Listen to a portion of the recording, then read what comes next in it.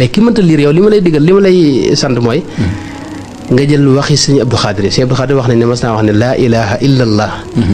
sayyiduna muhammadun rasulullah sallallahu taala alayhi wa sallam képp koy def téeméer yoon par guddi bu yàggee yàlla dana defal maanaam sidqul iraada mooy nga nekk murid saadix te loolu mooy xol bu jag maanaam xol bu jag mi ngi ci murid saadix murid sax dëgg-dëgg xol ba day jag kon yow wutal del def laa ilaha illa allah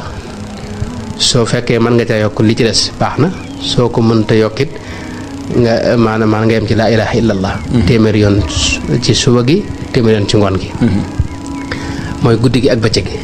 sëñ Abdou Khadre nag la waxoon mooy laa ilaha illa allahu sayyiduna muhammadun rasulullah sallallahu taala alayhi wa sallam boobu rek ngay def ak jéggalu yàlla mooy astaghfirullah al azim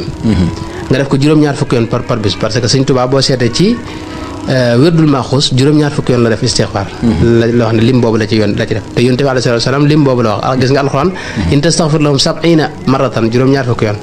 moo tax juróom-ñaar fukki lim bu am solo la boo xam ne sëñ Tuubaa moom la jëfandikoo ci wérdul maaxuus moo tax ma jàpp ne képp koo xam ne itam saxal nga ko par bis yàlla na la far sa bakkaar yi nga amee yëpp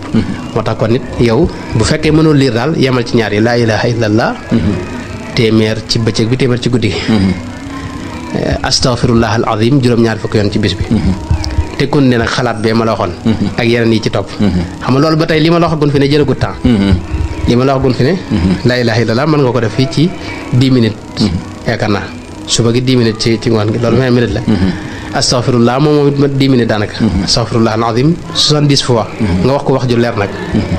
léegi loolu ba tey xam nga ay 10 minutes lay jël kon jëlagut daanaka ay amu ko sax une heure de temps loolu lépp mën koo def ci suba gi bala nga xëy bu fekkee da ngay liggéey